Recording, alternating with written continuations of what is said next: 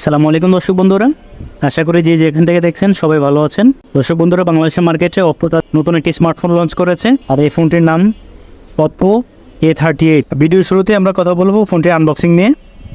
ফোনটি আনবক্সিং করতে গিয়ে আমরা শুরুতে পেয়েছি Oppo A38 ডিভাইসটি, পেয়েছি একটি USB Type-C কেবল,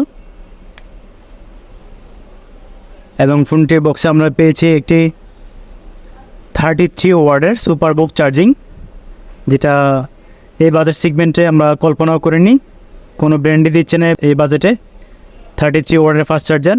Oppo এই বাজেট সেগমেন্টে, অর্থাৎ 15,999 16,000 টাকা বাজেট সেগমেন্টে Oppo 33 ওয়াটের সুপার বুক চার্জার প্রোভাইড করতেছে। আমরা পেয়েছি একটি ওয়ারেন্টি কার্ড এবং একটা ক্যাটালগ ম্যানুয়াল বই, এবং ফোনটির বক্সে আমরা পেয়েছি একটি সিলিকন কাভার, যেটা দেওয়া হয়েছে ফোনটির ব্যাক প্রোটেকশনের জন্য। দেশের বাজারে এই ফোনটির 4GB র্যাম 128GB রোমের প্রাইস রাখা হয়েছে 15,999, অর্থাৎ 16,000 টাকা। আজকের ভিডিওতে আমরা জানার চেষ্টা করব 16,000 টাকা বাজেট সেগমেন্টে ফোনটি আসলে ওভারঅল পারফরমেন্স কেমন হবে। সো পুরো ভিডিওটি মনোযোগ সহকারে দেখবেন, আর ভিডিওটি ভালো লাগলে ভিডিওতে একটি লাইক শেয়ার করবেন। শুরুতেই ফোনটির ডিজাইন এবং বিল্ডিং কোয়ালিটি নিয়ে কথা বলবো। ফোনটির ব্যাক সাইড এবং ফ্রেমে থাকছে হাই কোয়ালিটি প্লাস্টিক এবং ফ্রেম থাকছে একেবারে ফ্ল্যাট। ফোনটি মার্কেটে দুইটি কালার ভেরিয়েন্টে পাওয়া যায়। একটি কালার হচ্ছে গ্লোয়িং গোল্ড এবং অন্য কালারটি হচ্ছে গ্লোয়িং ব্ল্যাক।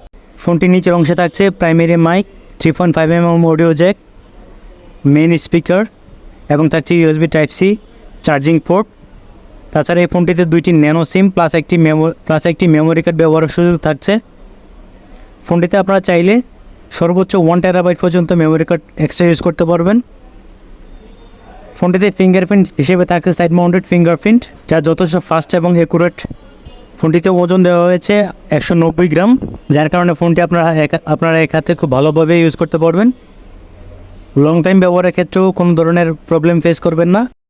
ফোনটির সামনের অংশে থাকছে ওয়াটার ড্রপ ডিসপ্লে, পাশাপাশি ফোনটির ডিসপ্লে সিন বা ডিসপ্লের বেজেল যথেষ্ট পরিমাণ ন্যারো।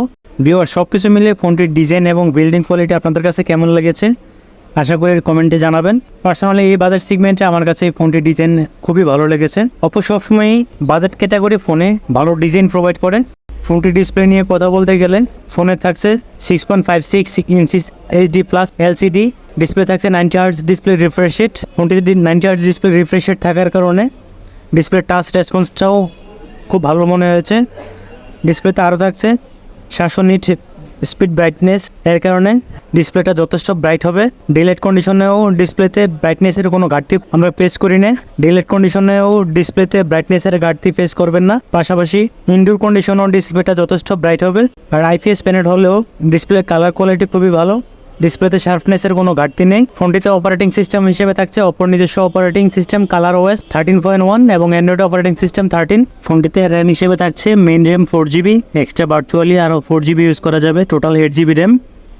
এবং স্টোরেজ হিসেবে থাকছে 128GB স্টোরেজ, যা একটা হিউজ স্টোরেজ। ফোনটির ক্যামেরা সেকশন নিয়ে যদি কথা বলি তাহলে বলতে হবে ফোনটির রেয়ারে থাকছে দুটি ক্যামেরা, যার মেইন ক্যামেরা থাকছে 50 মেগাপিক্সেল, যার অ্যাপারচার হচ্ছে 1.8, এবং অ্যানাদার ক্যামেরা হিসেবে থাকছে 2 মেগাপিক্সেল ক্যামেরা, যার অ্যাপারচার হচ্ছে 2.4। ফোনটি সেলফিতে থাকছে 5 মেগাপিক্সেল ক্যামেরা, Oppo বরাবরের মতোই ক্যামেরা বেস ব্র্যান্ড। আর ক্যামেরা পিকচার হিসেবে থাকছে LED ফ্ল্যাশ, HDR প্যানোরামা। ফোনটির ফটো কোয়ালিটি নিয়ে বলতে গেলে ফোনের ব্যাক ক্যামেরার ফটো কোয়ালিটি যথেষ্ট রকম ভালো করা হয়েছে। আমরা মোটামুটি ক্যামেরা টেস্ট করেছি, ফোনের ক্যামেরার মধ্যে আমরা খুব ভালো মানের ছবি ক্যাপচার করতে পেরেছি। ক্যামেরা কোনো ধরনের আমরা নচ পাইনি। ছবির কোয়ালিটিও মোটামুটি আমরা যথেষ্ট পরিমাণে ভালো পেয়েছি। অবজেক্টকে খুব ভালোভাবে ফোকাস করে এবং ব্যাকগ্রাউন্ডের কালার কোয়ালিটিও খুব ভালোভাবে সিলেক্ট করে। পোর্ট্রেট মোডে আমরা ছবি তুলে দেখেছি, মোটামুটি ব্যাকগ্রাউন্ডকে ভালোভাবে ব্লান করে। ফোনটিতে ব্যাটারি ইউজ করা হয়েছে 5000 mAh এর ব্যাটারি, এটা একটা লং লাস্টিং ব্যাটারি। এটা রাফ ইউজেও 24 আওয়ার্স ইউজ করা যাবে এবং নর্মাল ইউজে 1.5 থেকে 2 দিন ইউজ করা যাবে। ফোনটিতে চিপসেট হিসেবে থাকছে MediaTek Helio G85, যা একটি 4G চিপসেট। আর এই চিপসেটটির ট্রানজিস্টার সাইজ হচ্ছে 12 ন্যানোমিটার এবং CPU হিসেবে থাকছে Mali G52। পরিশেষে কথা হচ্ছে 16,000 বাজেট সেগমেন্টে ফোনটি আসলে কেমন হবে।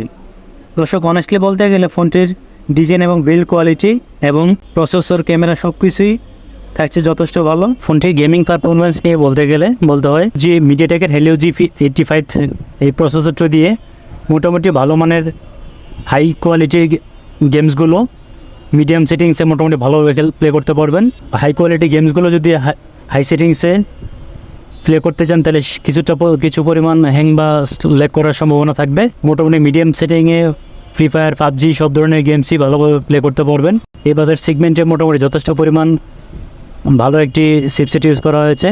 প্রিয় দর্শক, এই ছিল আজকের ভিডিওটি আপনাদের কাছে কেমন লেগেছে ভিডিও কমেন্ট বক্সে অবশ্যই জানাবেন। আর যদি ভিডিওটি সত্যি ভালো লেগে থাকে তাহলে অবশ্যই চ্যানেলটিকে সাবস্ক্রাইব করে পাশে থাকবেন।